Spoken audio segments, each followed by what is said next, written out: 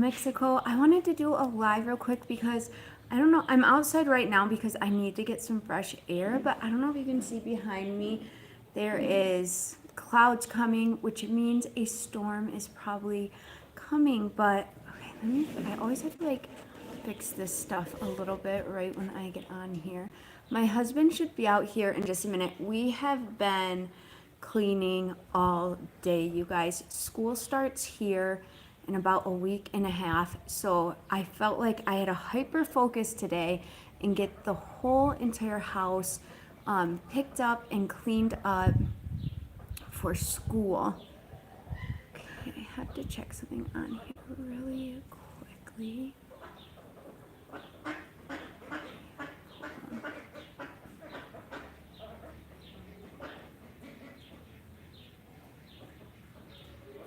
Hi, I'm just trying to fix something on here real quick, you guys.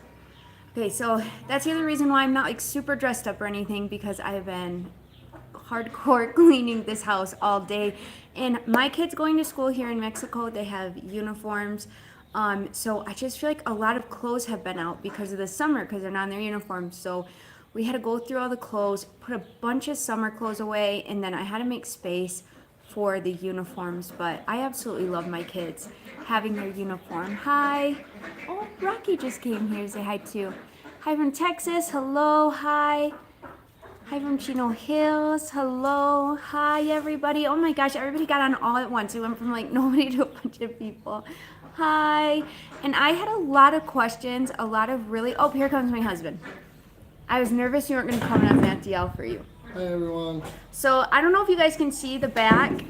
My husband just power washed all of the cement, just everything. I even had him power wash some of our shoes.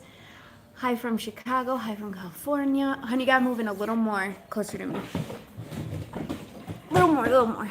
All right, you guys. Now, I don't know 100%. Well, this chair's wobbly. How much time we have, because it might rain in a minute, and if it rains, the Wi-Fi and stuff goes in and out. But okay, so I don't know if you guys heard, we just got a tornado right near us. right, it was so crazy. They said that on the mountain is what protected us, and it's funny because there's a big cross right on that mountain. It's kind of what happens in Michigan too, because of the sand dunes.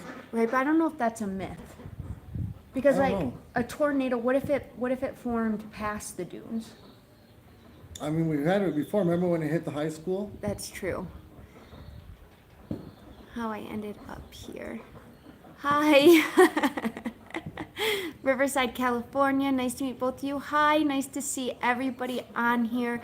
Hi, y'all from Texas. Oh, I love when they say hi, y'all. That's so cute.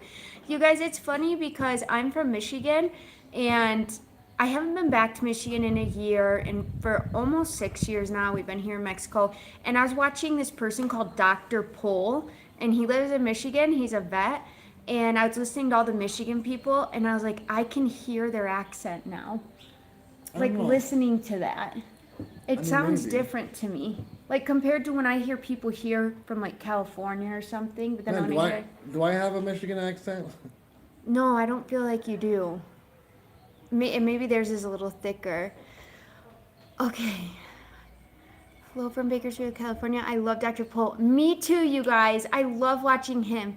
Oh, Eva, thank you so much. Thank you. Dr. Pol, and you know what's funny is I rarely watch TV. If the TV's on, the little kids are watching cartoons, and we put on Dr. Pol at night, and all of us stay up watching it. And it's just funny because I'm like, I can relate. I better remember all this stuff, like for our animals. It's just stuff that we can relate to. It's, you know what I mean? It's stuff that we're trying to do and trying to learn. Right, and he does things, he even says he does things old school, so it's just fun to watch him. But him and his family and his vet office is only about 45 minutes away from, maybe an hour. Yeah, I from didn't where know that live. when we lived in Michigan. That it wasn't even very, very far. Oh, they lived in Frankenmuth, Michigan. We got a tornado warning. Being from Arizona, I was quite nervous, thank goodness. Strong winds, nevertheless. Oh, Frankenmuth. You know, I've always wanted to go there. I heard it's like Christmas all year round. Can you guys hear us okay? I don't know if the phone's too far away or not. Are you in Tijuana? No, we are not in Tijuana. We are in Jalisco near Guadalajara. Which I just found out Peso Pluma's from Guadalajara. Mm-hmm. Or A lot of people. but he was born in the States. So his family's from Guadalajara. A lot of people. Football Sunday, do you all get into that in Mexico? I do not, but my dad was a huge football fan. He loved the Green Bay Packers and the Lions. So I don't know what football team you're watching. I didn't think about that because it's fall. It's going to be football season soon. Hear from mine, it sounds really good. Okay, so somebody asked about the baby kitten, and a lot of people have asked about that. There's a couple different questions I wanted to answer. The baby kitten, that was really bad, you guys. So it was just bad saying goodbye, but the kitten did pass away. And thank goodness my husband was there because the kitten was doing good. The eye infection was gone. She was starting to do better. And then all of a sudden, she took like a downward fall. And then we brought her to the vet. And the way the vet explained it to me and Lalo was, because her gums were like completely white, that she was either going to pass away at home or we kind of had to do it right then. And The thing is, I try to explain this to my kids because it's always hard to lose an animal, and especially for my kids. That Abby tells me all the time that she's kind of like traumatized from a lot of the things that we have to do. But we picked up a sick animal. That animal was sick when we got it. right. We weren't looking to pick up a stray cat, but we literally gave it our all. We went to the vet. We did everything that we're supposed to. He pretty much said, there wasn't anything that you could have done. He goes, first of all, even in medication, it's so hard to dose because he's so little. You could, even if you overdose them, you're gonna mess up his kidneys. He's already anemic. Right. It was just a really bad situation. And so we got the kitten. If you watch our vlogs, we had randomly found a baby kitten in the city streets. We live out in the country, kind of, in a rancho, but we found it in the city. And we thought it had got run over by a car. It was a week and a half old. It was starving. It had cuts all over the place. So we gave it our all, but the kitten didn't make it. And so that brought up something else I wanted to answer for you guys, because that was something that was really hard for us moving onto a farm. We weren't used to it because we love our animals.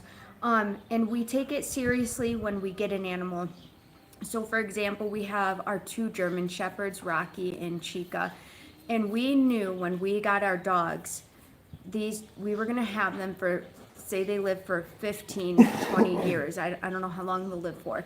They're our responsibility emotionally, physically, financially. They're our responsibility for that amount of time. And we knew that. So in Mexico, if you've ever been here, there is a lot of street dogs. And you guys, if I could take all of them in, I would. But we can't take all of them in, not because we don't want to, but we also know financially, mentally, physically, like what it takes to take them in. It's not just something we're like, oh, we got a little puppy for a week. No, it's something that takes a lot of time and a lot of care. So we do have one little dog right now, and we call her our front yard dog. And she stays in the back, and Annabelle and them call her Bluey because she looks like that. And we give her food and water, and she sometimes is in front of the house, sometimes she roams the ranch. But I just wanted to answer that when people are like, why don't you adopt her, why don't you adopt her? There's been like tons of dogs I could have adopted, but we just can't bring them all in unless we know for a fact we can give them the best life. Well, there's an even bigger problem than that. I mean, like, neither of my German Shepherds are dog friendly.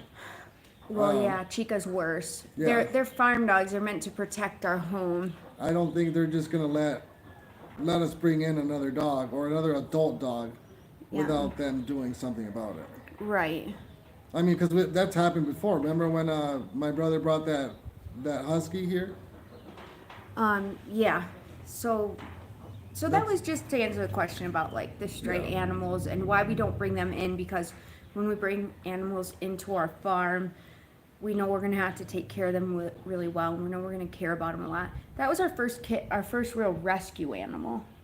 Yeah, I think. mean, So that was a little like a learning curve too, but I couldn't leave the kitten on the streets. So We did everything for it, and I loved having a kitten. I didn't know I was gonna like having a cat, I think and I did. I think for me, what made it different is you know, it's just so little.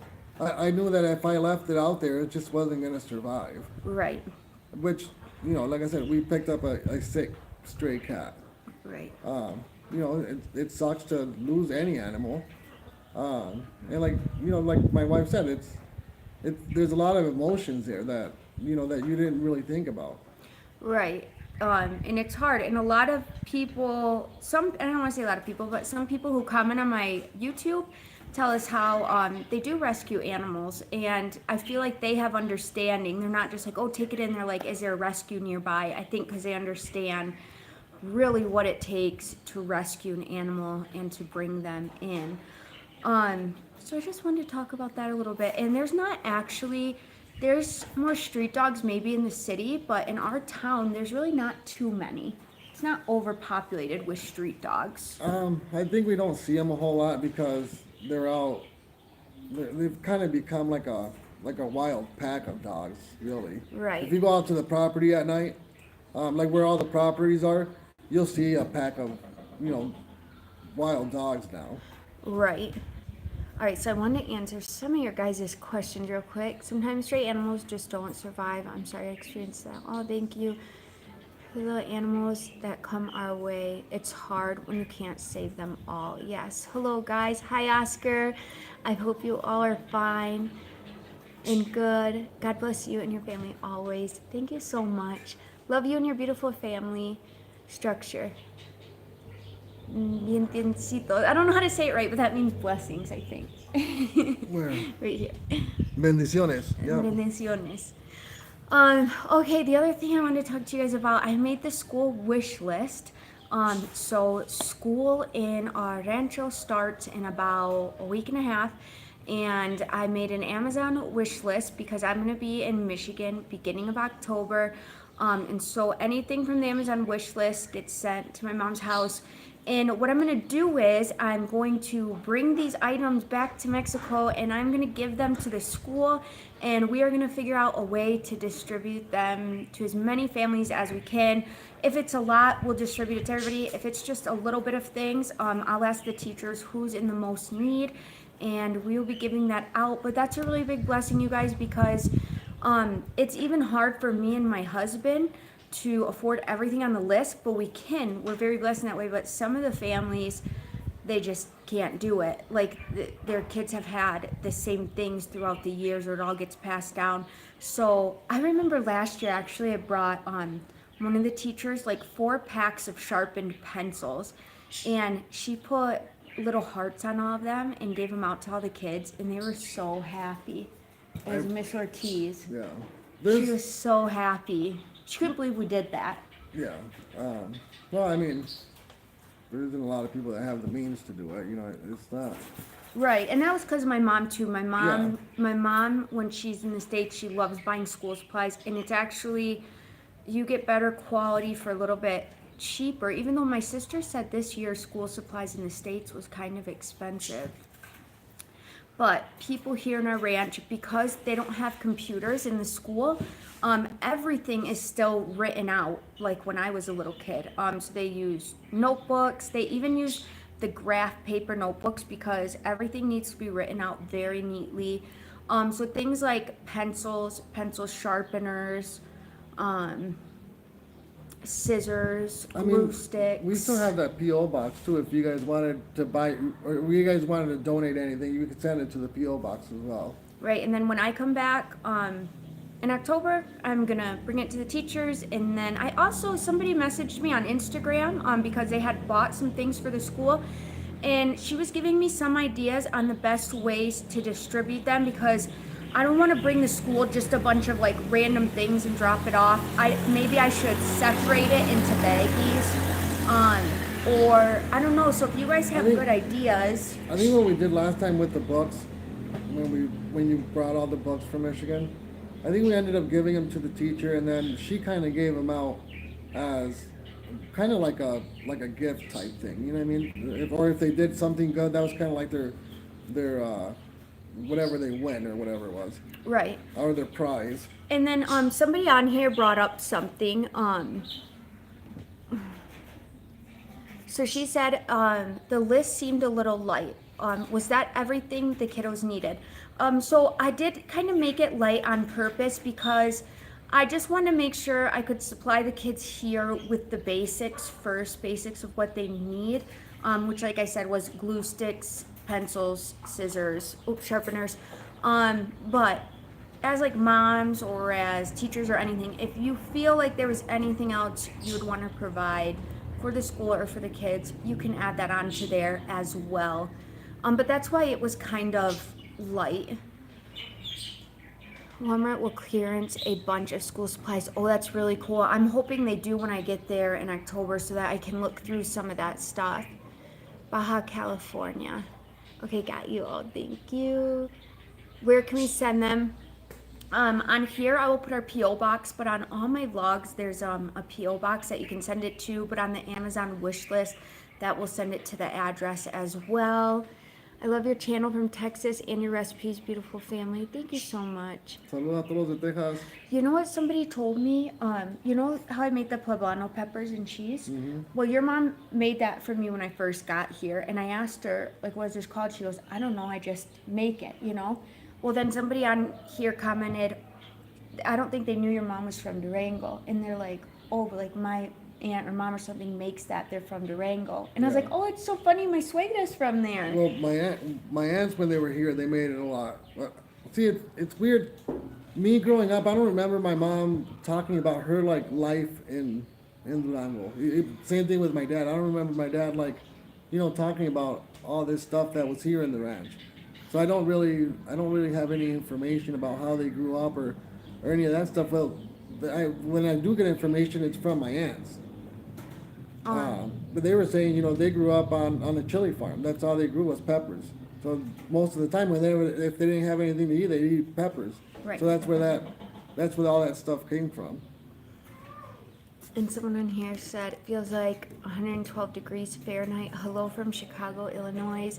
Somebody also asked on here if you could translate a bit in Spanish. So if any of you guys ask a question in Spanish or ask me a question in Spanish, my husband will translate it I will for do my you. best to translate it.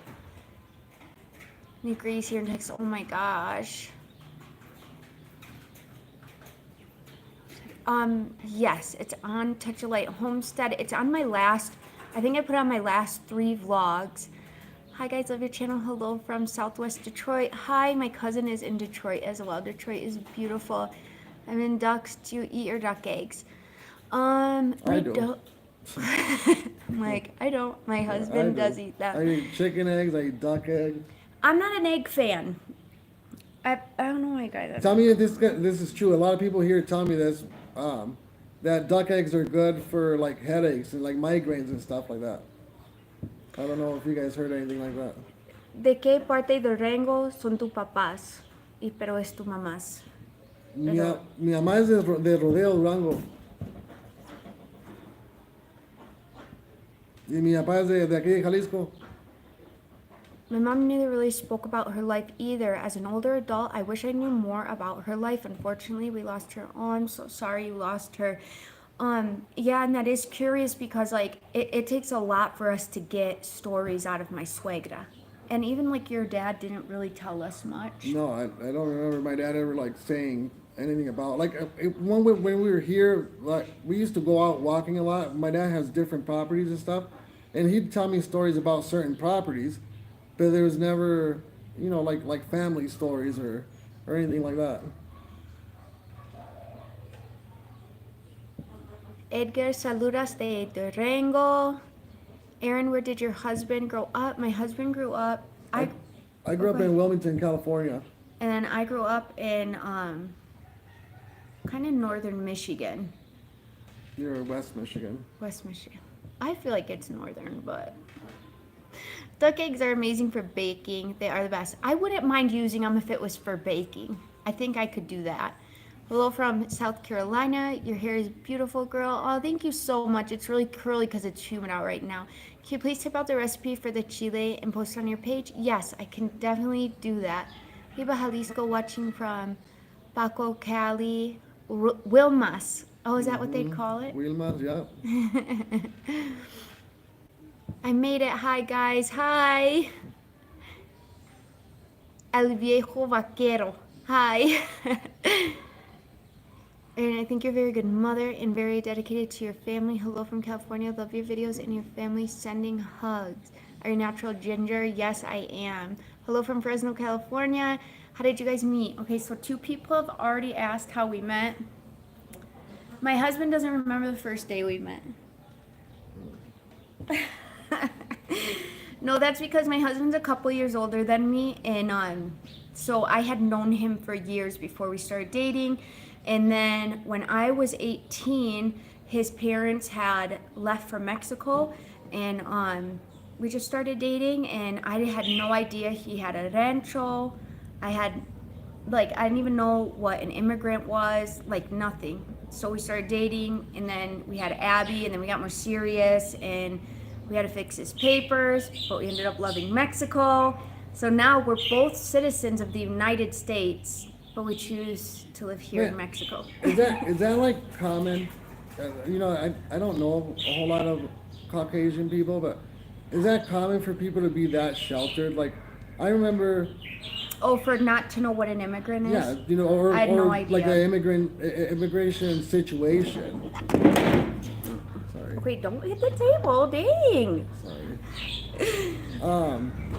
Yeah, I don't know. Even like my mother-in-law, she had no idea, there was immigrants out there. No, my mom knew. My mom was the one who talked to me about it. But she didn't know like what we have to go through. Yeah. No, she didn't know really what it was. Just probably like most people don't really know. I had no idea, you guys, when I was dating my husband. And it never even got brought up, like, because he was working everything, like, to change his residency or anything, until, like, a year and a half later, after we had already had my daughter, Abby. And, I just felt like, oh, I want him to have more opportunities. Like, there's always a struggle getting an ID.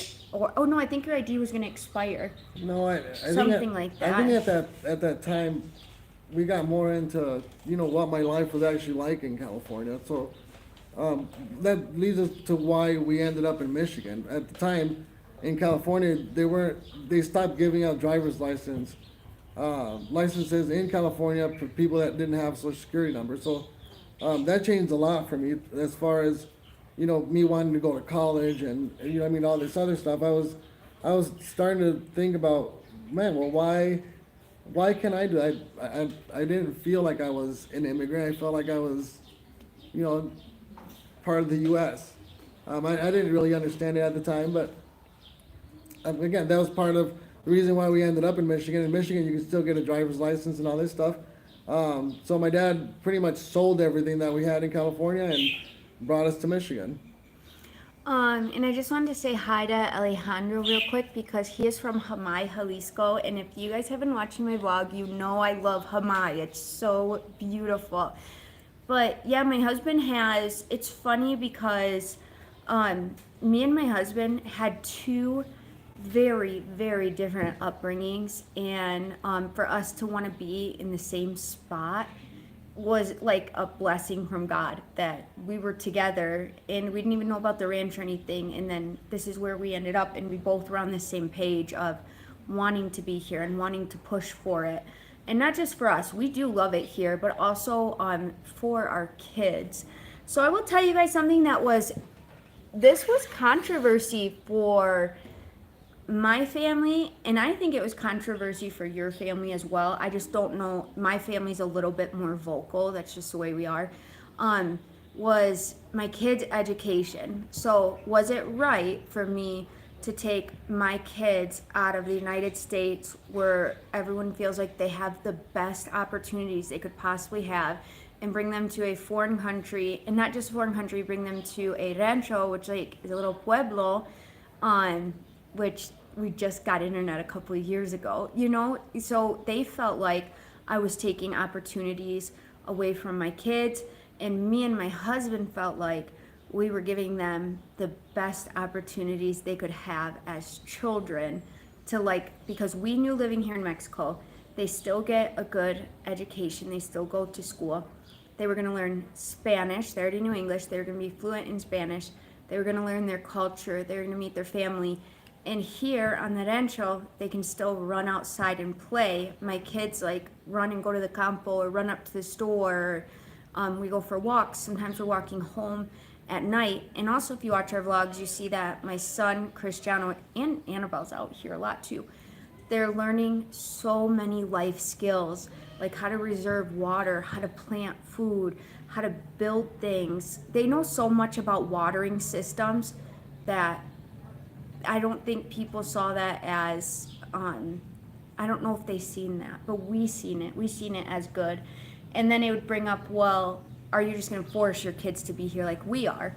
And then we'd never do that. I truly believe each kid is born unique. They're not meant to do exactly what I'm doing. Maybe one of them will like it and do it. Maybe one of them will go to the States and be a doctor. Whatever that is, we will support them. And I feel like we gave them the best of both worlds, of the United States and in Mexico. So when they're older, they can decide what they want to do. Not only are they learning a different language, but they get to see, what the world is really like. I grew up, in California, thinking that everywhere was like California. Right. I didn't get to go on vacation. I didn't get to. I was telling my wife I live 45 minutes away from Disneyland. I never even went. Right. I didn't get to go camping, none of that stuff. So, my kids get to see the good and the bad. Right. And get to decide, what part of them do they want to use? Do you want a better, society? Because I didn't get that chance. Like I said, my mentality changed after finding out that I couldn't do all these things. But whether we did the right thing or not, I hope so. Only time will tell. Right. And I think me and my husband are more open-minded in the sense that we don't think, okay, so for example, if somebody comes up to me and says, my child got into Yale, I'm so proud of them, I would be happy for them as much as I'd be happy for somebody who told me, my daughter just had a baby and she loves it so much and she's taking care of it and she's so happy, or my child's getting married, or they're going to the welding program. I can see gifts in people that don't depend like, oh, you're going to some fancy school. You're just, no, like, are you using your gifts? Are you using what God gave you? Are you helping other people? Are you doing good things? That's what makes me like, oh my gosh, that's so wonderful. And I think for me, I've seen a lot of that here in Mexico.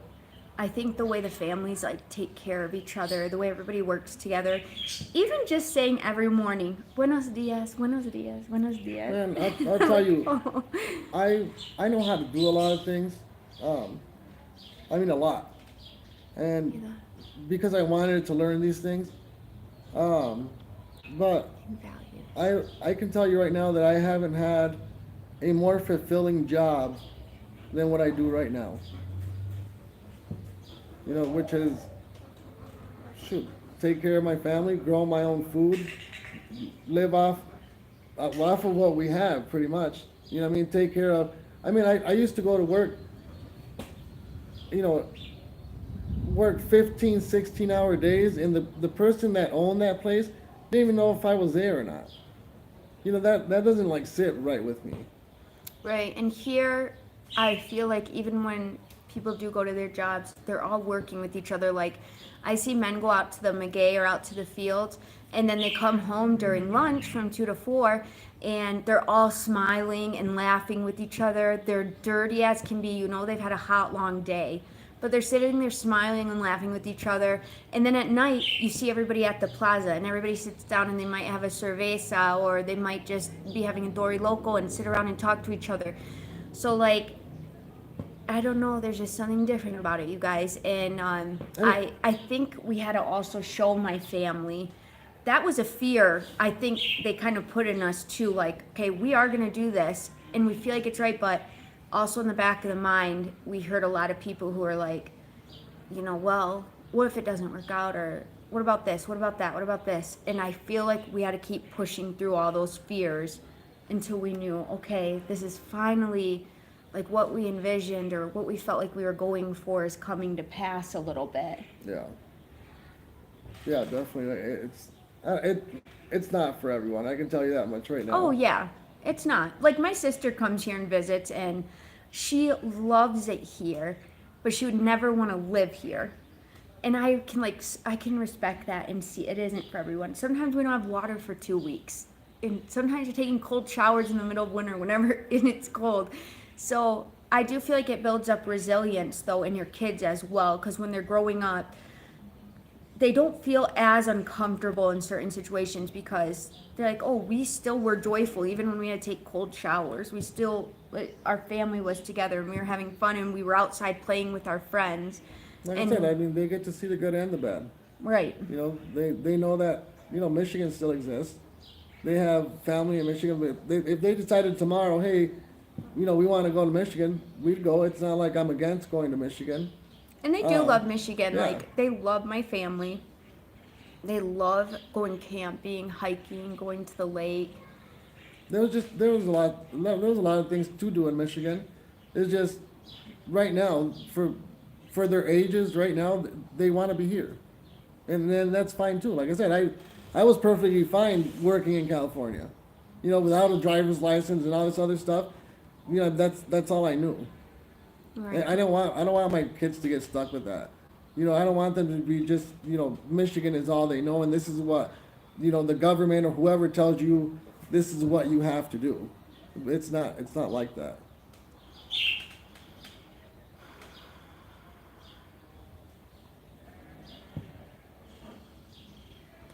Okay, so somebody did say, I really enjoy your videos, but in reality, Mexico has a lot of bad things. It's not as beautiful as you picture it. So, and it does. Right, it does have a lot of bad things. We're not saying it doesn't. You know, a lot of the things that you guys talk about, we just haven't experienced. Also, we're not out at, you know, 10 o'clock at night or whatever it is. If it was up to me, I wouldn't even leave my backyard. I don't like going to Opatlan. It stresses me out. Right. I'd rather, you know, go for a walk here. Yeah. Right. And that is the thing. There's bad things. I'm going to tell you, I lived in a nice part of Michigan. We lived like 2 blocks away from Lake Michigan. And one of the nicer neighborhoods where I could still walk around with my kids. And I feel better here. I feel better in our rancho. I feel like there's more community.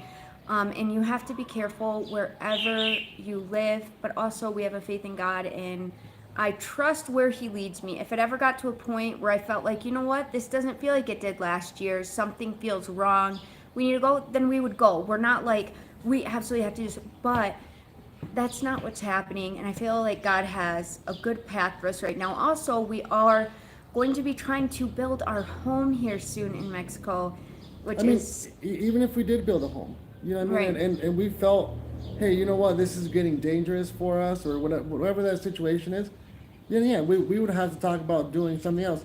But like I said, we just haven't experienced that yet. And then somebody said you don't have a boiler running hot water, but it is run on solar. So if it's like extremely cloudy out, you just have cold water. Well, there's a lot of us too. But there's hot water for a portion of that. Okay, sorry guys, these are coming in a little bit fast, so I'm gonna try to stop and answer Melissa real quick. It's none of our business how you raise your children, so no one should be giving you advice. We should just simply be getting to know you and enjoying your videos. Oh yes, and yes, thank you. And I don't mind that people ask questions, because maybe we can give them a different perspective too. Because believe me, you guys see sometimes on my YouTube, people make the meanest comments towards me. But I have so many good comments that I literally choose like, oh, it makes me upset, but I'm not going to even say anything to them because I have so many good people who support and love our family that, like, I'm not even going to give my time to stuff. People are being mean. Okay, so from Oscar, Jalisco is such a beautiful state. Yes, very beautiful. Oh, Lalo, this is in Spanish. Can you read it? Mm-hmm. Do you have glasses somewhere? No, I left them in Michigan. Y familia Puerto Vallarta. I'm really scared of alligators that are there, you guys. I don't know if you've ever seen those videos of the alligators in Puerto Vallarta. Lo que pasa es que la verdad no nos gusta ir a la playa. Ah, a lo mejor sería mejor como un parque acuático de diversión o Mazamitla, algo que podemos hacer más activos, We like cosas going así. to like the rodeos here. I don't know what they call those. O a un jaripeo o algo así. No, I'm scared of the ocean, you guys. I don't play the water game. I'm even scared of Lake Michigan. The U.S. has many bad things here. You're doing a great job. Your faith will see you through. Thank you so much, Donna. Do you still work in the USA? Nope, my husband is here now, you guys. Where my ex is from Mexico, it is dangerous. Some places are, but we are blessed to not be in those places.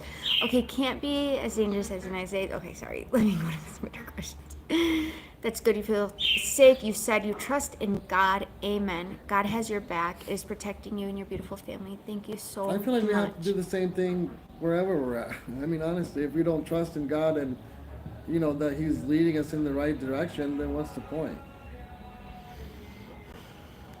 Okay, let me go this way. What is the name of the restaurant you go to that I seen in your videos? I drive by when I'm driving to Michoacan. I wonder if it's the seafood restaurant. I don't know what Is it's it the one in called. Jamai? I think it's called La Charaliza. And then, so somebody said you guys lived in Michigan then. Yes, me and my husband met in the United States. We got married in the United States, and we had all 4 children in the United States. And the dogs. And our dogs. We owned our own home that was about 2 blocks away from Lake Michigan. We had our own cars. We had everything, and then my husband got his residency before I had the last 3. So then once he got his residency, he came back to the United States. We bought a home. We got our cars. And then when I had Penelope, who is my youngest right now, I think she was 3 months at the time. We came down to Mexico to visit just for 2 weeks, like a vacation. And I had all my kids with me, and they were a little bit older by then. Not too older. Abby was probably 10 at the time. And they were like running in the streets with their friends. They were out peeling those green beans. Yeah, so we had all these Just changed everything. All these years of watching my kids, sit at home. School, sit at home. Yeah. School, sit at home. I mean, Michigan is beautiful in the summertime, but also like when it's cold out, we can't really do anything. Especially with younger kids. I feel like as your kids get older, because I would go snowboarding and ice skating and those types of things. But you guys, something just switched when we brought our kids down here. So our kids were already used to the States, and then we brought them down here, and I was like, this is how I want them to live. This is how I want them to grow up. I feel like this is a gift. And we sold everything, our house, our cars, everything. We packed our bags, we packed the dogs, and then we came to Mexico. And it was a huge learning curve, you guys. We had so many. And not only that, it was like a struggle just to get here. Do you remember driving to Texas? No, it was hard. I feel like we had this big, huge dream in our head, and then I feel like we got to Mexico, and everything I wanted was just like crushed. Because I didn't realize it was a process before I'd get used to the culture, and it was a process before I'd get used to the food. The food. And also like letting go. To move here, I had to accept the culture and be a part of it. I didn't realize how hard it was going to be to let go of my American culture, the way I grew up, the way I dealt with stress, the way I dealt with feeling like joy and things like that, and letting it go to do things here differently. Like I've said before, so when I would feel a little bit stressed, I would go take a Target run, okay? And I would get in my car and go to Target, and you'd have to drive there because it's not long distance. And I'd be like, I just want to walk around. And I'd go spend money, and I'd go buy a coffee, and then maybe I'd get pizza on the way home, and then I could take a deep breath, and I'd feel better. Which is perfectly fine. Yeah, not saying there's anything wrong with that, but that wasn't what I wanted anymore. So when we moved to Mexico, and I'd start to feel stressed, well, I had to learn to take a walk through the ranch. Well, I didn't want to take a walk through the ranch. I wanted to go spend my money, go shopping. And I didn't know why, because that wasn't what I really wanted. So now I find the most joy like being outside, walking with you guys, and taking care of our animals, and then going on my computer to edit photos. But what was hard for you, do you think? like when you got here? Everything was a culture shock. To tell you the truth, it's not. Well, I had already been here for a year and a half, so. But again, all I did was work. The whole time when I did stay here, waiting for my residency, um, the way I dealt with stress or depression maybe or anxiety was I would work all day. That was kind of like my go-to thing. That's how I dealt with these things. Just so that I was so tired at the end of the day, I'd just go to sleep and that day was over with. Um, and in Michigan, it wasn't like I would work so much, but because I had all these bills to pay, and that's another thing. Like we didn't have any debt. Our only debt was our house. Probably our cars were paid for. Anything that we owned was ours. We didn't have any debt at all. That was another reason why we could move to Michigan or to Mexico. Because we didn't have to pay anything off.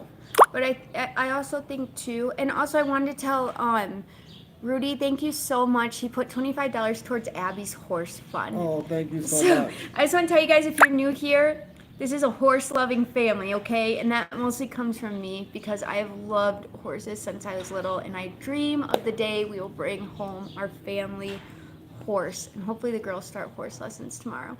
But later, my husband, he's like, oh my god, because he has to do a lot of work. Man, it's not that I don't like horses. I like horses too. Like, when we had our other horse, I used to take care of him. I'd take him out and stuff. I just, I feel like I have a lot to do, like right now, Right. right at this instant. Right, and I feel like you guys, okay, so I just wanted to tell that person thank you so much, but I want to get back to, I was telling you the culture shock differences.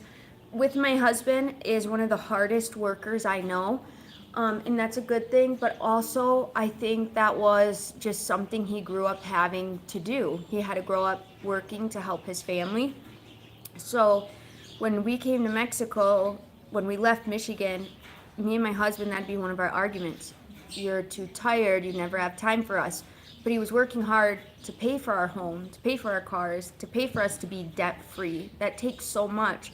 So when we got to Mexico, I think the same with me feeling like depressed because I couldn't go to Target for a while. I think my husband felt the same way, like my mind only knows how to keep working, keep working, keep working. And that was something that I think took him a lot of time when I would say, hey, we need some time with you. Yeah. Now I feel like you can stop what you're doing Yeah. and be like, okay, I can wait for this. But Yeah. before you couldn't do that. Well, because bills don't wait.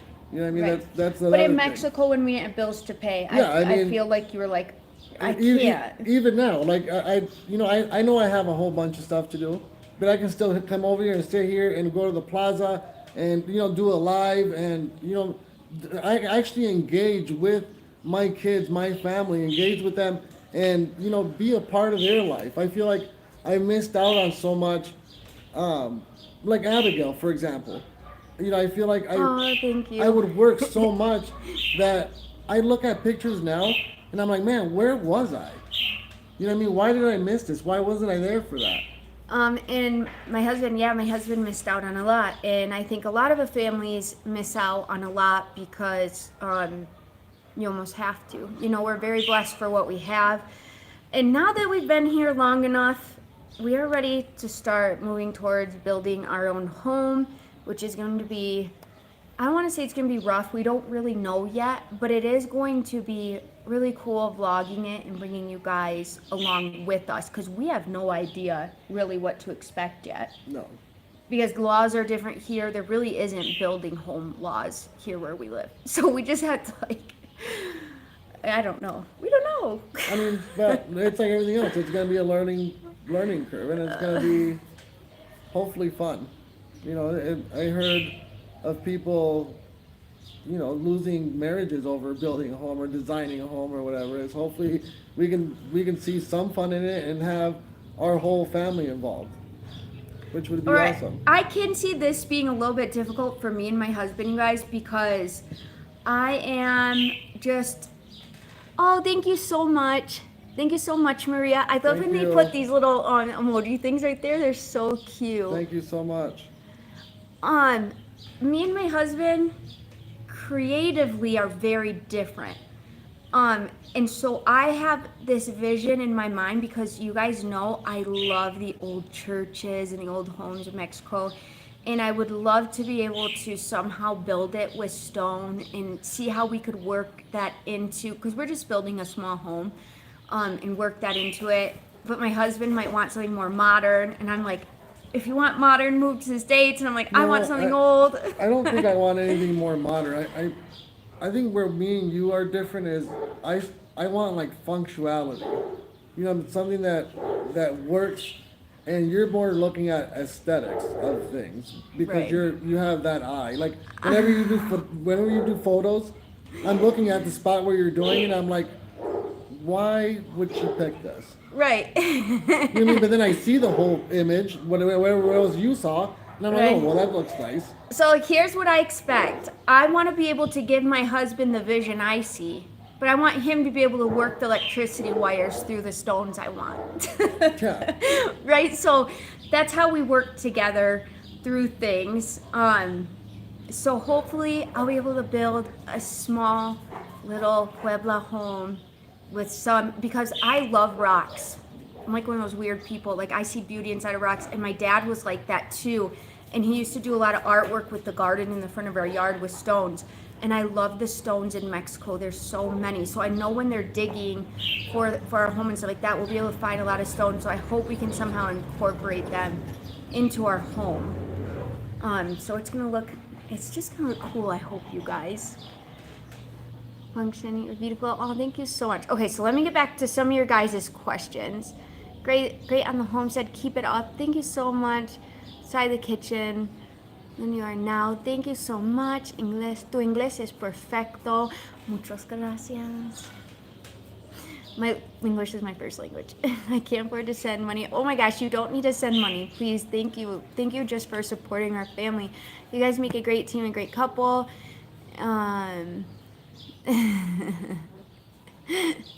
Out to corral. That's true. I do not want an outhouse. But I just do want like a mini hacienda. If like the haciendas are beautiful, if we can make like a mini version. Nature completely understand you. Yes, sounds beautiful. USA, the same routine, work and go home. I like that you care deeply for your family and you love your animals. Cousin William serve put home out of adobe. Oh, that's really cool. I actually seen some modern adobe houses that look insane. They look awesome. They're just here in Jalisco. They stopped working with, so finding somebody that would make adobe or even to show us how to make adobe, I just don't know where to start. Do you hear the horse going by? Rock. Sorry guys, the horse just went by. ¿Dónde está? ¿Qué parte de Mexico? We're in Jalisco near Ocotlán. Is your suegra going to sell land to you and your husband? That's kind of what we're working out right now. My suegra has a lot of land because It's not a lot. no, it's not a lot, but it's more than most people have. Yeah, I mean, It's at least an acre in the back, and then she has the bigger property that's just for farming, not for building. And then she has another lot that would probably be about an acre, but that's too high up in the mountain. There's no road leading up there to build. Uh-oh, the duck's attacking the chicken. But where the stalls are in the back, it's hard to explain, you guys. We'd have to do a vlog on it.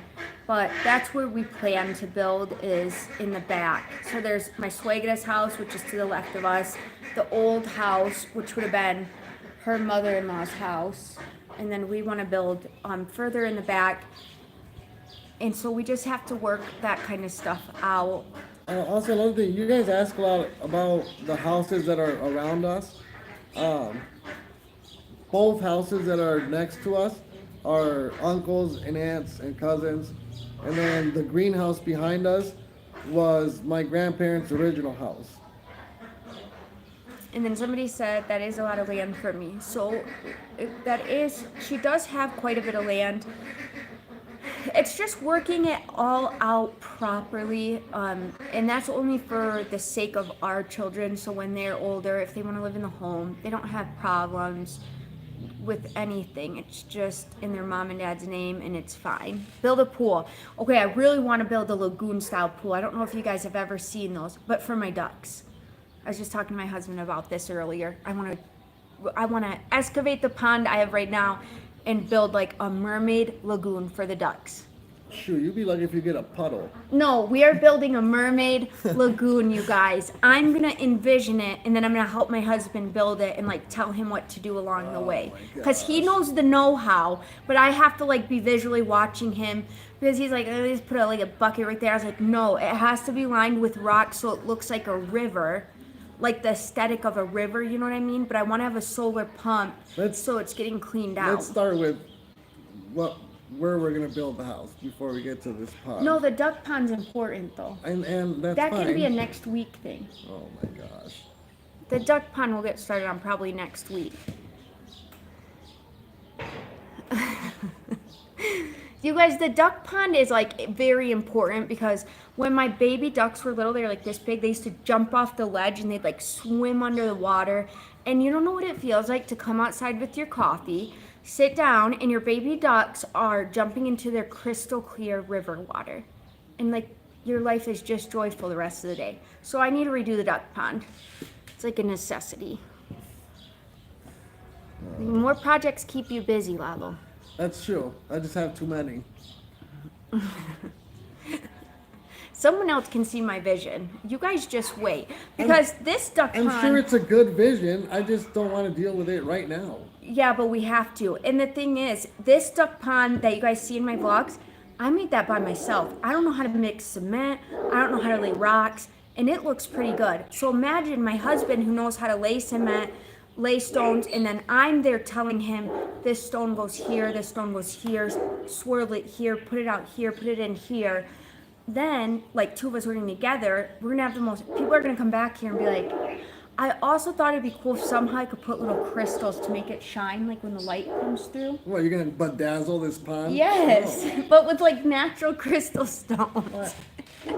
But we do need a solar, like a mini solar pump. I don't know how that would work to keep the water, you know, filtered. Oh, Christina, thank you so much. Look at, I love the little emojis they send with them.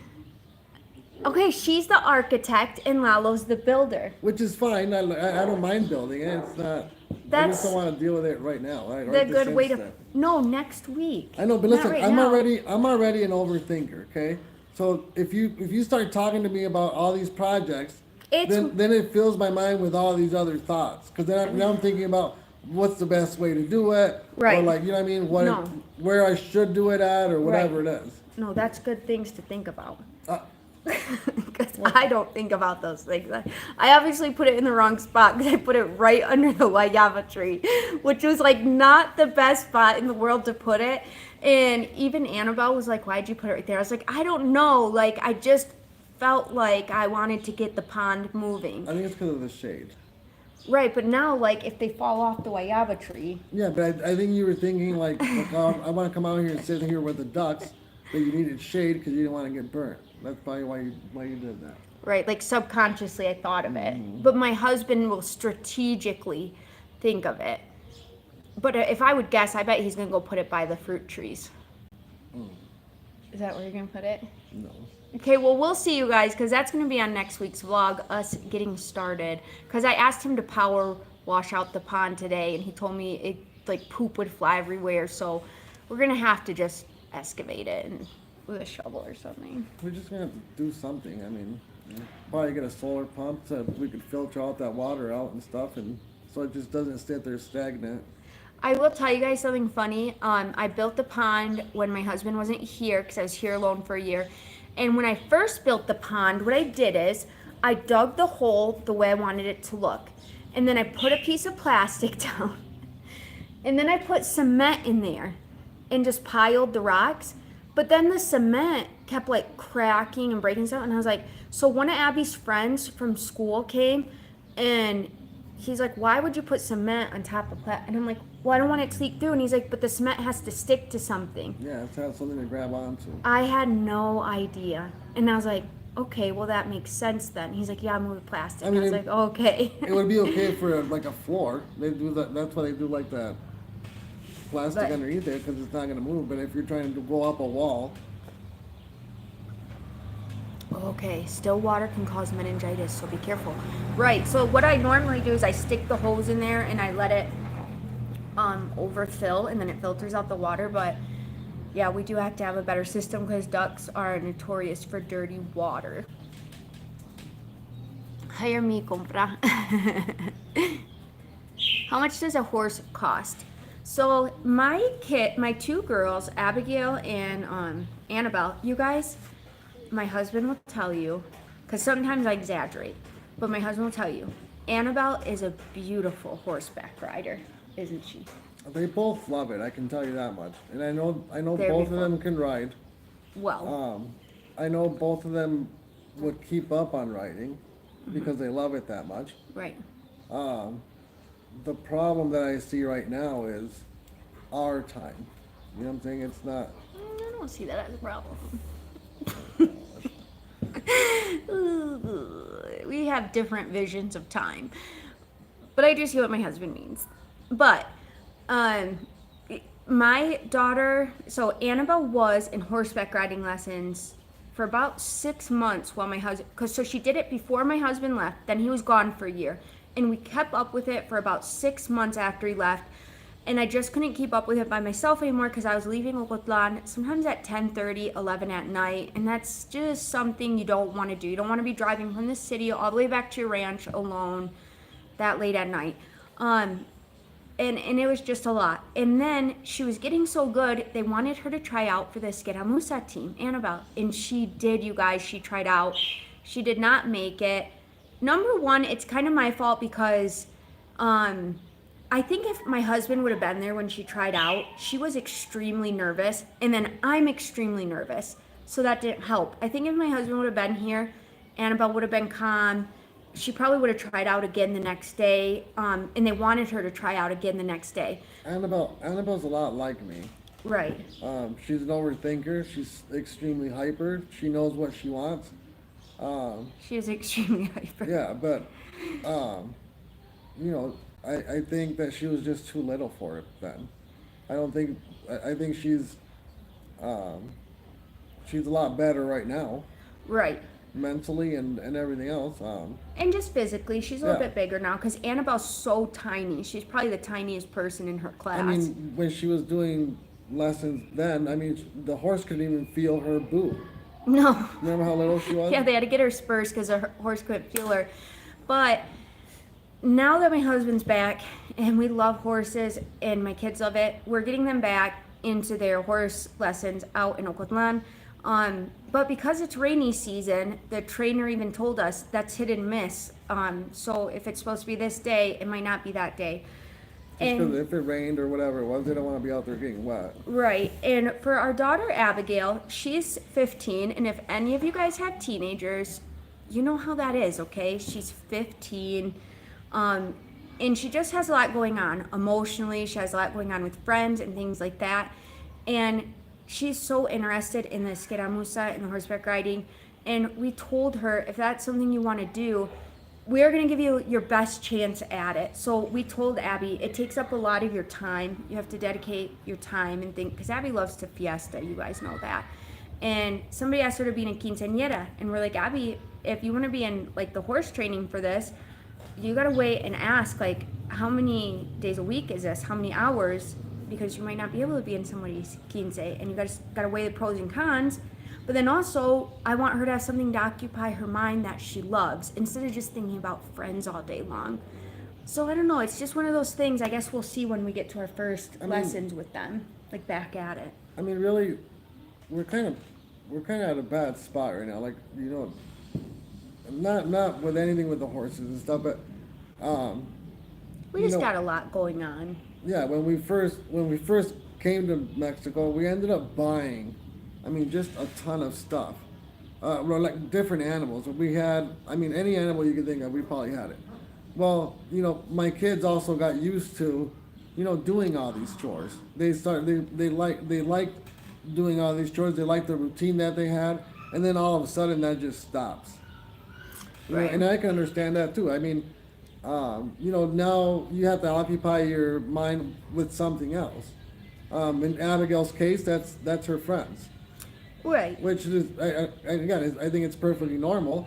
But I feel like it's up to us to kind of, have her find what she wants to do, and stick to that. Besides hanging out with her friends. Right, and just thinking like friends are such a healthy, good part of your life, especially here in Mexico because they run around and stuff, but not occupying, it comes with a lot of drama too when you're younger. And when those hard situations come up, we want Abby to be able to have something that, like, oh, there's a lot going on with my friends. I'm not just going to sit in my room and feel depressed. Like, I have other things I can do. When I was a teenager, I had a horse, but I boarded my horse. And I would ride my bike. It was literally, one time I looked on maps on the internet how far it was. It was 5 miles from my house, 5 or 7 miles, and I would bike ride after school to go see my horse every day and then bike ride back home. But it occupied my mind when bad things would happen in school, when I'd get bullied, when I was depressed, because I was bullied so bad in high school and in middle school. But it was okay because I had my horse, and I had my horse. Her name was Bindi. But when I got pregnant with Abby, I kept her until I had Abby. And we were paying for my husband's immigration process, and a car and other things, and I couldn't afford to pay board. And I didn't even sell her, you guys. I gave her to a really good family. You guys want to know something weird? Okay, so Aaron looked for somebody to give this horse to. And this person that we picked, okay, never met her before. We ended up meeting her at that place where Bendy was boarded, and this lady looked exactly like Aaron. I mean, She the was same- about 30 at the time, Yeah, too, and she I was looked- about 19. Yeah, she looked just like her. It was the strangest thing. Right, so my horse went to a really good home, but I always wanted my kids to have that. And now that Abby's a teenager and she's going through a different season of life, I always tell her, Abby, you gotta have a passion towards something that you can put your mind towards, whether that was horses or dancing. She loves dancing. We told her we could get her into a dance class if she wanted, or things like that. But she really loves horses and she wants to do it. So we're gonna give her the chance and go talk to them. But I can't wait for you guys to watch because Annabelle's so little, and when she gets on these horses, she's so pretty to me. She like stands up straight and her hair's always blowing in the wind. She's extremely confident. Right. Um, And she picks up to things quickly. Yeah. You don't have to tell her twice. Yeah. She's like, okay, I can like get it right away just from watching it. yeah. You want to read some of these? 'Cause Okay, yeah. I can- All right, you guys. So we've been on here about an hour, and I always say we're gonna go, but we really do need to go in a minute. So because my battery's about to die too. So if you guys have any questions you want to ask us before we go, let me know because I'm not gonna get distracted and I'm gonna read them. Okay, so we'll start with, what part of Mexico do you guys live in? We are in Jalisco near Ocotlan in a little rancho. Random, but I just love how you and Marlo always refer to each other as husband and wife respectfully. Not enough people do that here in the States. They usually refer to each other by their names. Oh, that's funny. I didn't even know we do that. Thank you for pointing that out. Do you guys go to church on Sundays? I watch church online, but I watch it like all week long. I watch sermons like all day, don't I? I had a big brother to handle bullies. That's really nice. Abby, you guys wouldn't guess it, but is very brava. She gets that from her dad. I'm like a big old scaredy cat and would never get into a fight. And my husband is like tough and stands his ground, and that's how Abby is, and she protects her little siblings. Good evening, Maria. Thank you for watching. Thank you for your time. Okay, let me go. My family's from Guanajuato. Guanajuato, yeah. Guanajuato. I really want to go there, you guys. I heard there's beautiful churches. Will you get a donkey? If I got a miniature donkey, I would probably pass out of joy. Okay, next one. I said I wouldn't get distracted. Love the homemade cheese. Yes, I will say it really quickly. I have a goat. I have a goat because I want to make goat cheese and I want to start a little goat cheese stand. That will be in the future. Okay, where are you going to put the chickens when you get them? I'm going to show you guys this real quick. I'm going to turn my camera over. My husband just built this. Right here, these two sides are going to open like a door, and then the light's going to hang from the top, and they are going to be in there until they are old enough to free range. Okay, next one. Just so you guys know, we used to pasture our chickens, so they got very little feed, and most of it they ate grass the whole time.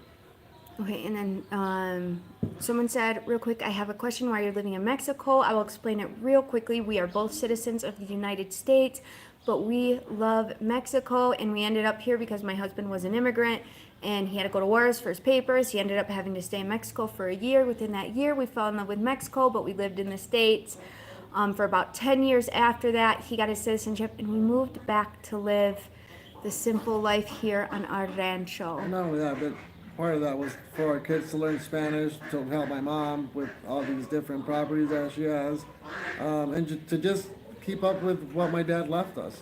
And then somebody said, is there any Christian churches near? No, the closest is in Guadalajara, which I would love to go. Maybe one day I'll be able to go out there and go to and Saludes from the heart of the harbor, Wilmington, California. Thank you so much, Cynthia and Melissa. Saludos. The kids are thriving as Latins. I virtually enjoyed La Quince. Que Dios la bendiga. Good night from Ohio. Thank you so much, Melissa. Does Cristiano want to be a vaquero? Yes, he does. I'm going to tell you something. My girls are good on horses, but Cristiano is that kid who just, he'd go out. If I got scared of my horse or something, Cristiano would go out there and get it and be like, Yeah. what are you My afraid kids- of? Cristiano especially isn't afraid of animals. I see kids come here all the time that won't even go near our chickens. But he's smart. Like he would know not to go behind a horse, but he wouldn't be Yeah. afraid to wait for a horse to calm down and then go and grab it. Cristiano is just, he's like the manliest kid you would ever meet. We brought him out to the fiestas, and me and the girls love them, and Cristiano's sitting there with my husband, he's like, man, it's funner working. Yeah, he looks at me and he goes, man, I'm kind of bored. He's like, I have more fun working. What is the closest cheese here in the United States that is like your queso de mesa? I really don't know. I do know where I lived in Michigan, there was a couple Mexican ladies who were from the ranch, who were friends of mine, that would make it from their house and sell it. But really, I think to get it close to what it tastes like here in Mexico, you'd have to make it. I think you just buy queso fresco. But it doesn't taste the same. Yeah, but you're not gonna get that. That same Yeah. earthy flavor is almost what it is. Yeah. Okay, so started seeing your show, and I love the beautiful family from Miami. Oh, thank you so much.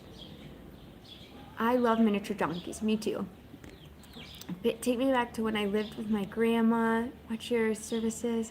Times Square Church, New York City, California. But I'm gonna fly there for service one day. Oh, that's so cool.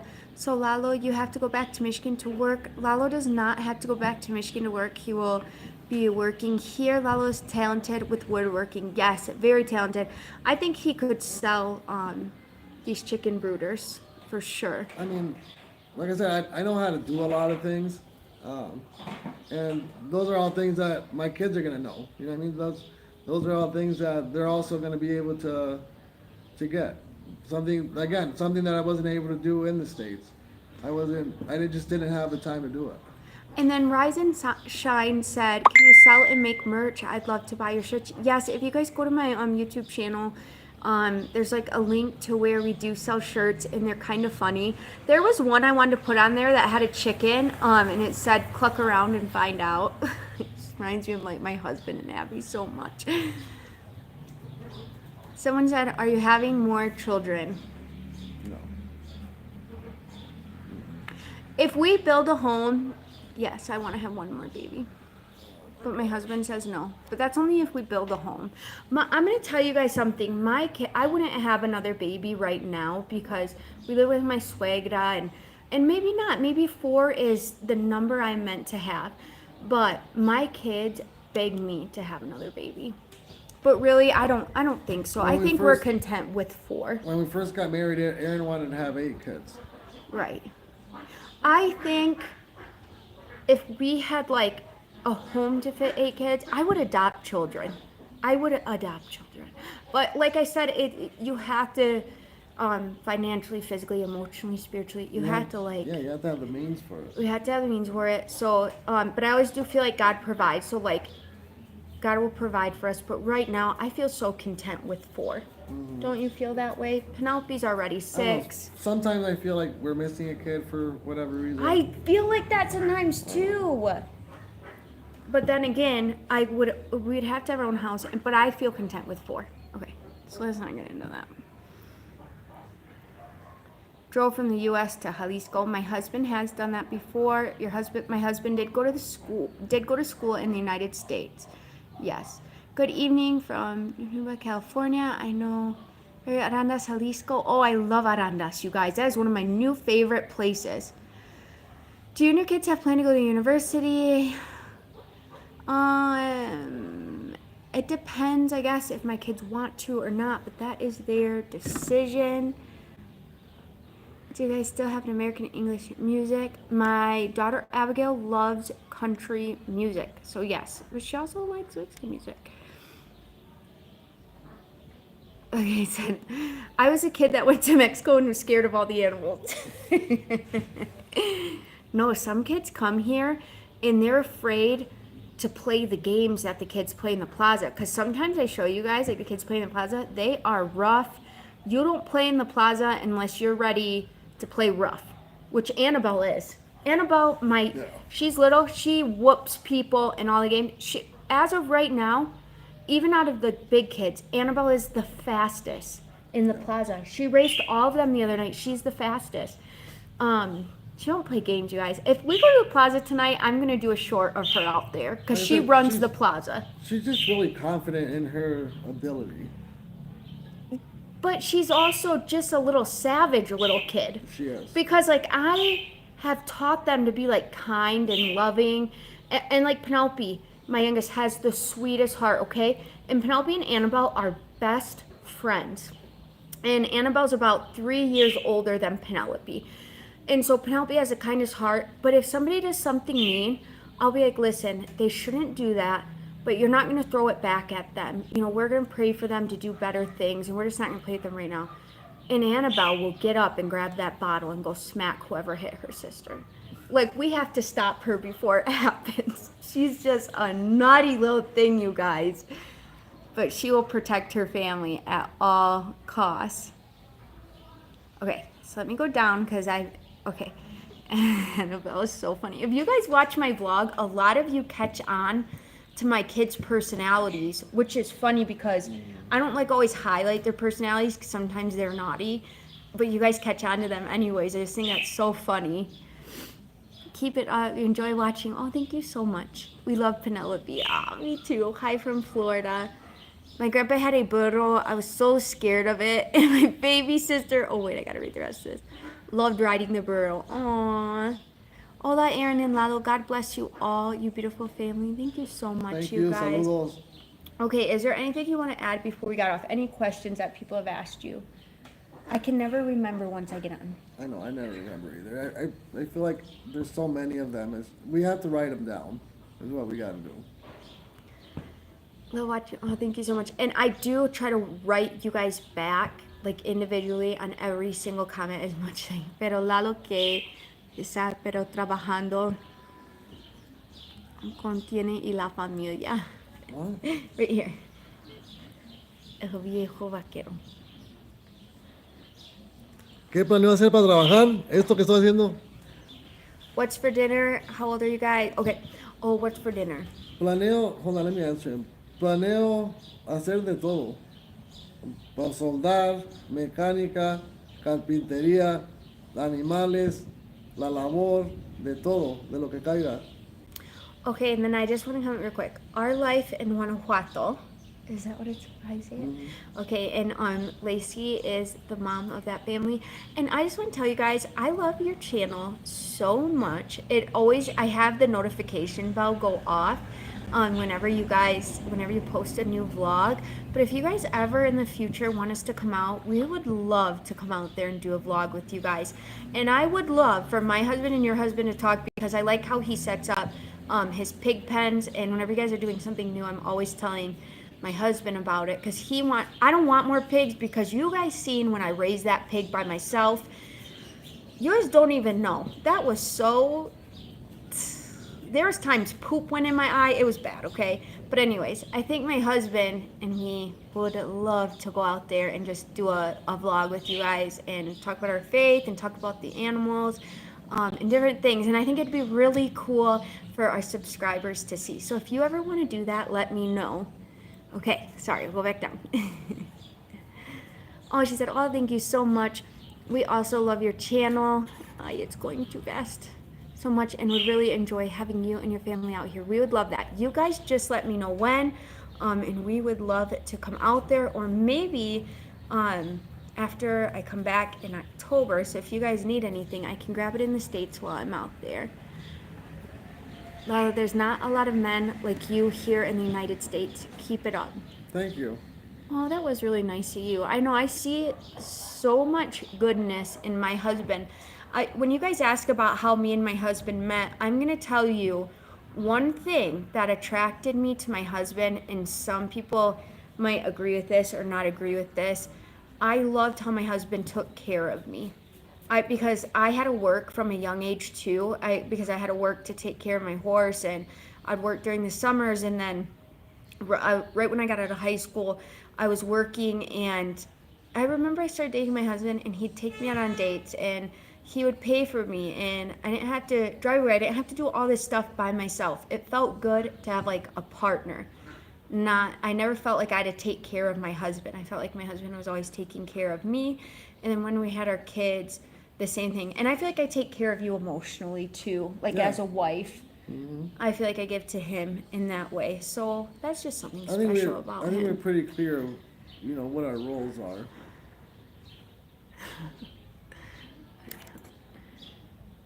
What did it say? No, some of these people I have to hide from our channel. Okay, there we go. Having the security is truly special. It is, and you can't.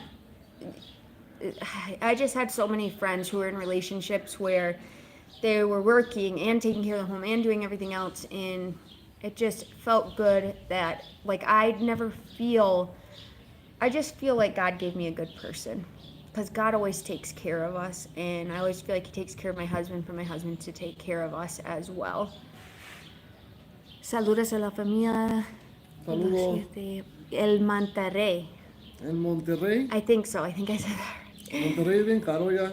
Aaron in Espanol, laugh out loud. I don't know if I could say that. What? Like how you, like you're a big support in my life. Our life in Guanajuato. Oh, thank you so much. Look at you, put a little fox on there. That's my favorite. Thanks, Lacey. Lacey, I'm telling you, just private message me on Instagram or Facebook or something, and you let me know, and we would love to come out there and do it. And it would only be probably for one day, because we always have to get back with our animals, but it would be so cool to do a vlog with you guys. Is Lalo an avid swimmer? No. No, I don't even know how to swim. I am. You guys, you want to know something funny? When we brought the kids to the hotel for the quinceañera, Abby's friends, I got in the pool, and when I got in, I dove under the water and I swam to the shallow one. When I got up, their like jaws dropped, and they're like, "You can swim under the water?" And I was like, "Yes." And they could touch even to the deep end, probably to the neck. So the rest of the night, they were practicing like swimming underwater. Your battery's about to die. Yeah, my battery's about to die, you guys. Love that Lalo doesn't drink. Good job, Aaron. You're very open-minded to live in Mexico. I have lived there, and it's not easy. Yeah, you look super beautiful. Do you want to say hi to everybody? Come here. Oh, somebody wants to say hi. Miss Penelope wants to say hi to everybody. Can you say it in Spanish? Hola. Why are you so nervous? You look so pretty. You're little or what?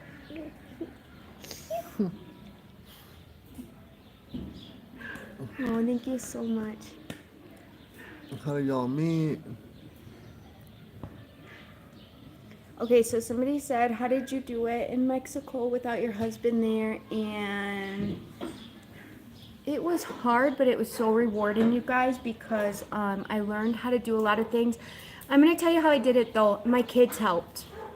My husband teaches my kids how to do everything outside, and even though I did a lot, my kids were always helping, so like the burden wasn't all on me, but it is a lot easier with my husband here. The thing is, I feel like my kids need education. I understand that, but this is also education. I didn't grow up knowing all of this stuff. I had to look it up and I had to experience it and I had to, learn how to do all these things. I want my kids to be able to do the same thing, to be more independent than, the other kid. You know what I mean? I don't want them to struggle throughout life. I don't know how people, like I've had to train people in different jobs. I had people that didn't know how to use a drill. Which Well, I don't know how to use a drill that well. that's what I'm saying. You know what I mean? I don't want my kids to struggle that way.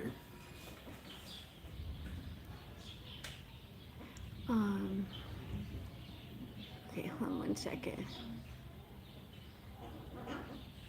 Okay, so somebody also, somebody asked us to do a live on how we met. So it would probably be better for me to do a vlog on that, you guys, because I feel like there's two different versions how we met, because when I met my husband, he had another girlfriend. Like, I wasn't looking at him as a boyfriend or anything. I just thought he was really cute, and I had known him for a couple years because I was best friends with his sister. And he has other brothers, so I knew his whole entire family. But it just so happened that when I graduated from high school, something clicked between us. And the weird thing, we started bike riding together because I loved hiking and bike riding and doing all this stuff. And oddly enough, he did too. But then, like I said, when I started to really fall in love with my husband was when I was like, man, he really takes care of me. I never dated somebody who just like, it was natural for them to take care of a woman. And so I felt like that was really natural for my husband, and it felt like I could just take a deep breath. But I don't know, how did you feel that way about me? I was just like so beautiful. I know. No, but emotionally, I think he felt like safe with me too. I don't know. We have to do a vlog on it, I think. Right.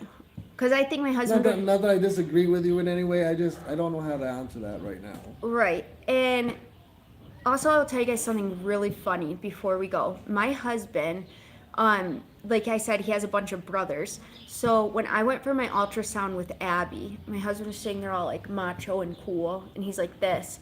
And I remember them doing the ultrasound, and she's like, oh, it's a little girl. And my husband was like... And it was the first time I'd ever seen him legit shocked. Like, truly shocked. And I think, like, that's when it hit you. Like, oh my gosh. I think you thought it was a boy. Like, okay, my life's gonna be pretty chill. I don't even know what I thought. I remember, like, now I'm happy I have girls. I love my girls. Yeah, you have a bunch of girls.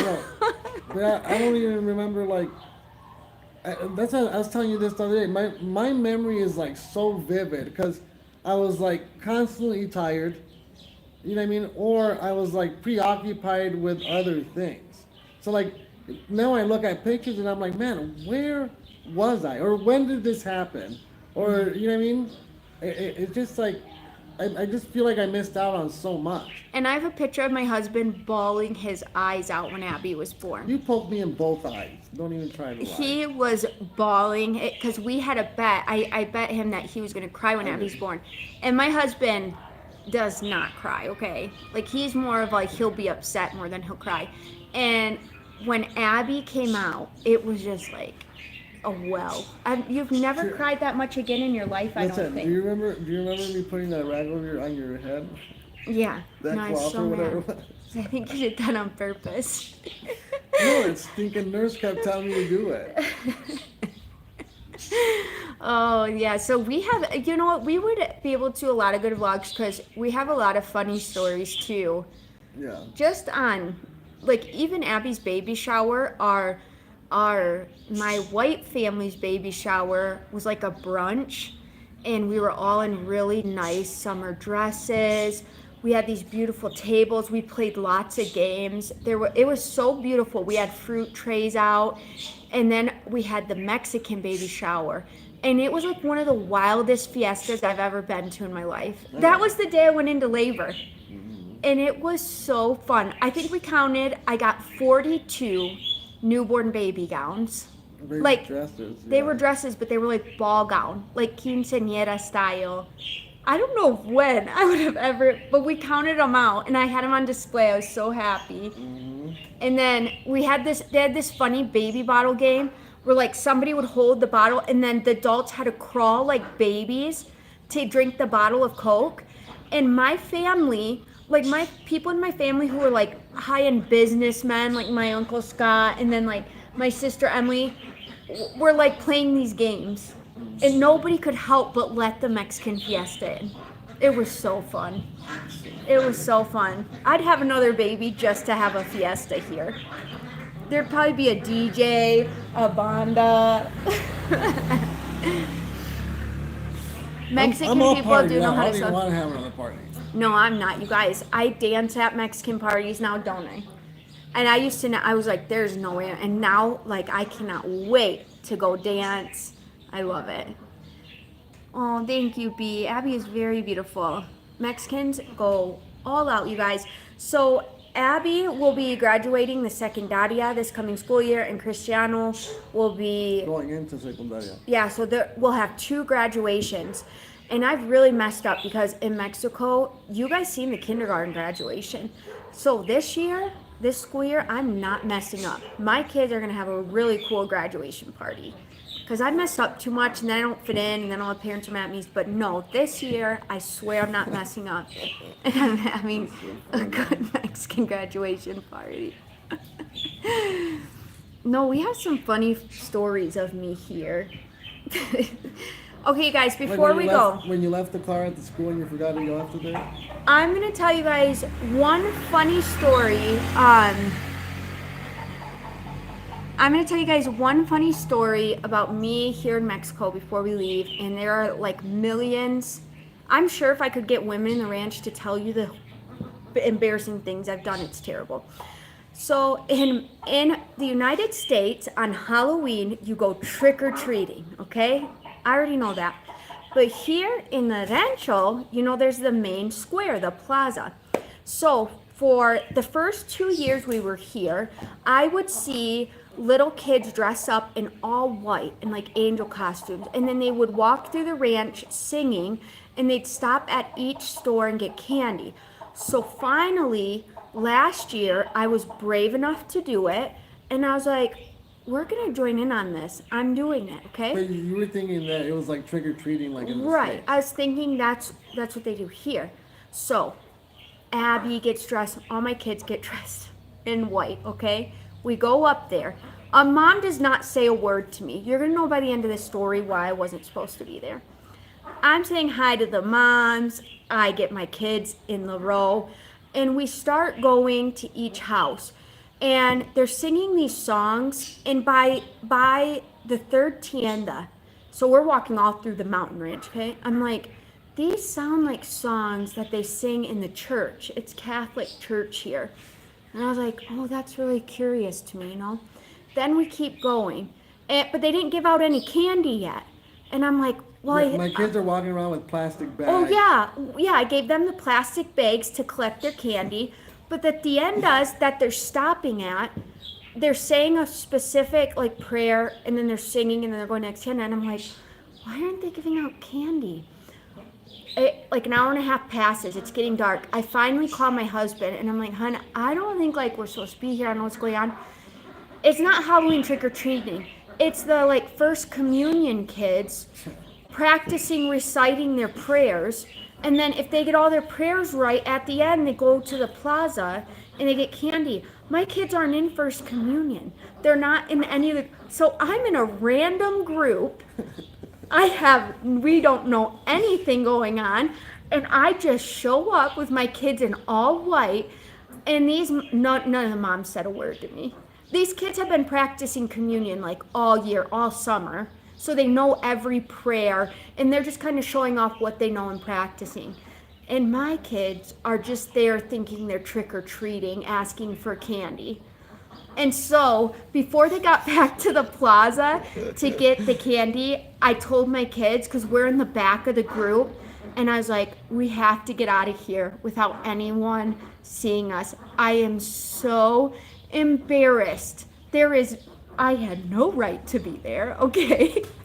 So, we wait for them to go further ahead, and they're all still singing. And I bolt across the street and go down one of the alleyways with the kids. And I'm like, get out of your clothes, get into your normal clothes. We couldn't go up to the plaza for like a week. I was too embarrassed. You would have thought one of the moms would have said do you want to be in communion or something? And then I would have thought in my head, this is for the church. But no. I'm like more rational than this, okay? My first thought would have been, I would at least ask somebody first. I wouldn't just show up with my kids with this plastic bag for no apparent reason. And there's like white church, but my kids were in like dresses, and it did not make sense. And I did not know till the very, very end. It started to click to me. And then Abby's like, wait, these are the first communion kids practicing. And I'm like, no, this is so embarrassing. It was so embarrassing. I had to run out. I had to wait for all of them to walk ahead of us and run out. And I'm sure I was the chisme of the ranch for to this day probably. I can't even think about it. I don't understand why you didn't ask. And all my kids had plastic bags like they were going to get candy from each store. And we'd stand there and wait at each tienda patiently while all the little kids recited their first communion prayers and then sang a song. It was bad. And then and then Penelope and Annabelle were little, and they're crying that they're not getting any candy. And I'm like, get to the house, I'll buy you candy. I'll buy you all the candy you want. Like, they're all disappointed. It was bad. I'm surprised you didn't get shunned by the Mexican community. No, it was bad, you guys. It was pretty bad. And then I'll tell you one other story. I walk to all the moms. Everybody walks to school every single day, and they walk home every single day, routine. And then one day, I think I was sick. I wasn't feeling good or something. I drove the car to the school, but I had parked it on the side of a little tienda. So we're like, everybody, this is like kind of a main road, so everybody coming and leaving could see my car. This was the morning. So I drove the car there. I got out of the car. I walked the kids into school like I do every day, and I walked home the whole day. By about 6 p.m., and then I walked to school to get the kids, and I walked back home. By like 6 p.m., I came out to do the laundry, and I'm like, my car's gone. Shut up, she's like, they stole the car. I thought somebody came in and stole my car, and I'm thinking, and I'm like, I left my car in front of the tienda at the school. Now, in the United States, nobody's going to know that's your car. When you live in a small rancho, everybody knows that's your car. And everybody knew I had drove my car there in the morning, dropped my kids off, and I had forgot my car. And I had to do the walk of shame, walking back, and I left my keys and everything, walking back and grabbing my car. I think I waited till it got dark, actually, so no one could see me. Oh my gosh. It was bad, you guys. It was, I've done much worse than that, I'm sure. But yeah, it was pretty bad.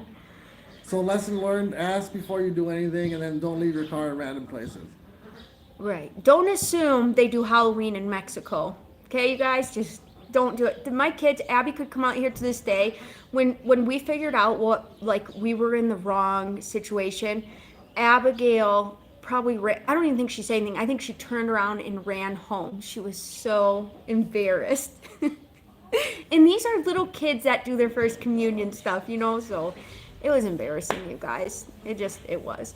Okay, so we are gonna, I'm gonna try to think a couple more of my really embarrassing moments. What about Dia de los Muertos? Oh yeah, that's one of my favorite holidays here, you guys. And you know what? In our ranch, it's not like all skeletons and all this stuff. Actually, it's really beautiful. Everybody goes down to the cemetery and they bring food and they talk about their loved ones and they really enjoy the day. No. But then you got voted. You got voted for the Katrina. Remember? I accidentally went to a Reina competition that I was in, and I had no idea I was in a beauty pageant. I thought I was part of the school parade, and so they told me I had to dress I was as like Katrina. a Katrina. Her and Annabelle. And they said each mom has to help one class. So I was part of Cristiano, my son's class, and I said okay, and they said dress as a Katrina, and so I did. I dressed as one, and they do the parade down the road, and I'm taking photos, and we get there, and I'm standing back because the whole entire ranch comes to watch this. You guys, hundreds of people, and I'm standing with these hundreds of people and waiting for the kids to do their performance, and then they call me on like the stage, and they're like, "You have to model," and I was like, oh no, no. Yeah, and I was like, no, I'm not modeling. No. And they're like, no, you have to. Each mom picked for the class. There were 6 moms, all dressed as Katrinas, and they were already up there lined up, like they did for Abby's Reinas.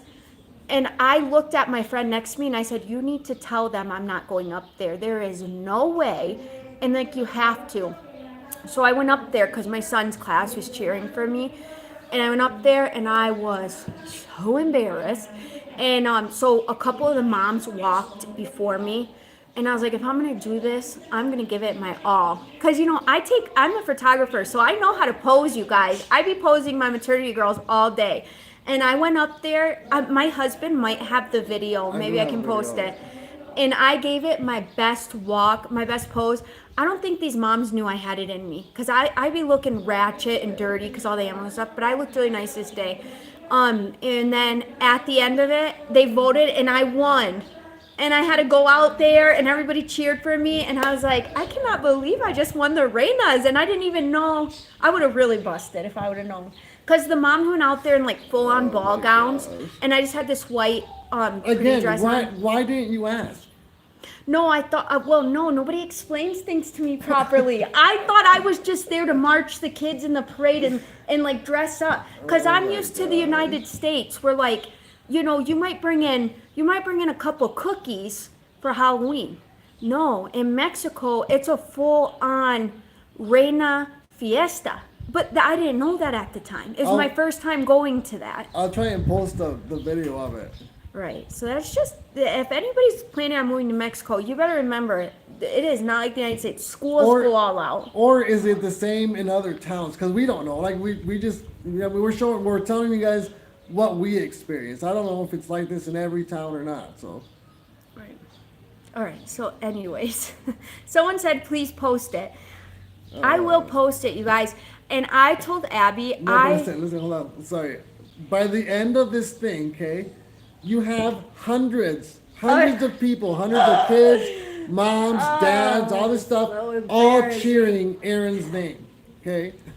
And telling me what to do in Spanish, and I had no idea. I just went out there and posed like I would for a photo shoot. That's all I did. I was like, I'm gonna act like I'm gonna give this my all. And this was before my YouTube had like any subscribers or anything. Otherwise, I would have vlogged it better. But it's the same in Michoacan. Your stories are like a movie. They are.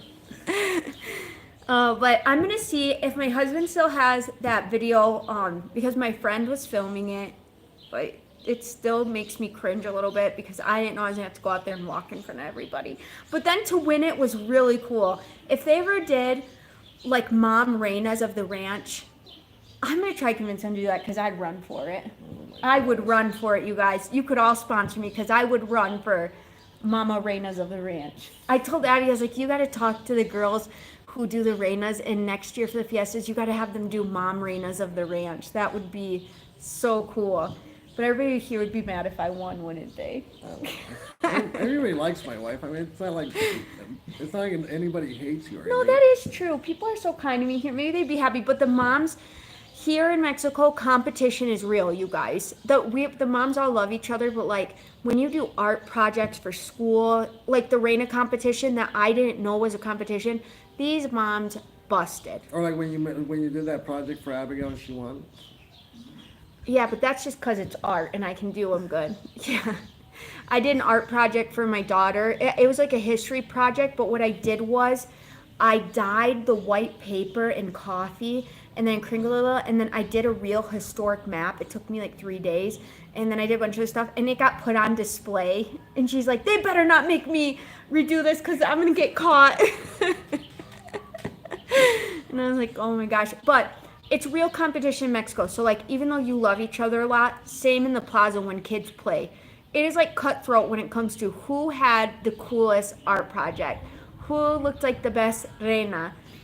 But it's all just for fun, you guys. Nobody takes it too seriously. So if you guys are into competition, come to Mexico. Someone said, my husband and family, I've never felt like going out there and visit, but now I feel like I should go and visit. Thanks for your videos. Oh, you really should. You don't know how many people have told me now they feel like they want to go visit, or they have went to visit. And they love it, yeah. And they feel like all those things you talked about, the food, the colors, the smells, like they can feel it too. So I hope that does encourage you guys to go out there and to see your family and like to be a part of all of it. Because if I can do it, you guys can do it too. Competition here in Mexico is brutal. Yes. Yes. Oh, wait till they see your new tote bag. Okay, we gotta write these down because somebody said keep your memories, and you do have better memories of things that have happened to me. Okay, I'm gonna tell you guys one more. This one's really bad. Remember when I fell at the church? Oh my God. So you guys, if you can imagine, they have these beautiful Catholic churches here in Mexico, and each ranch has its own. So there we have our Catholic church that's right in front of the plazas, in front of the plaza. And again, they were doing practice for, I think it's communion. Yeah. But it's a lot of littler girls like Annabelle's age. So the church is here. Now there's steps that go down the church. And at the bottom of the steps is the gates.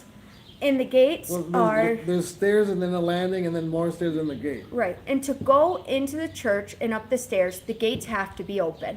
So somebody asked me to take photos of their son at the church. So the gates were open, and I walk up these flights of steps, and I go into the church, and I take the photos, okay? When I come out of the church, all the moms are sitting on the ledges surrounding the church. They're in the plaza, everything. And I'm walking out because I'm in a hurry, but all the moms are out there, and they say hi to me and stuff. I trip and fall at the top of the steps, and I'm holding my camera, and I don't want my camera to break. I don't know why you're laughing, because this was bad. I could have literally broke a bone. And Well, I was laughing because you said, some of the moms were like about to cry. right, no, because it was that bad. So instead of the gates being open that I walked through, they were closed and locked. I fall and I slam into the gate, and I'm smushed like a sandwich. All the people in the bottom of the plaza can see me. All the people, tons of moms, all the moms in the ranch are watching me. They all run down to save me. I couldn't even get up by myself because I was wedged into the gate. Because it's like here's the stairs and here's the gate, and then here's me wedged in front of. And it hurt so bad, and I was so embarrassed. I was like, oh no, I'm fine. And I got up. It was so embarrassing, you guys. It was one of the most embarrassing moments of my life. And it's like one of those things that happened, for some reason, every single mom was out there. And if the gate would have been open, it would have been fine. I would have just kept rolling and then got up and been like, oh, I'm fine, I'll go. But because I was wedged in the gate, I couldn't go anywhere. Every single mom had to get up and help me. And then I had to walk away knowing they were probably couldn't wait to run and talk about what happened. Again, I wasn't here for any of this stuff. I heard about it. No, I've had much worse moments than that, but I just can't think of all of them right now. Don't forget to post the chile recipe. Okay, and I will do that. Glad you're doing okay, Mom.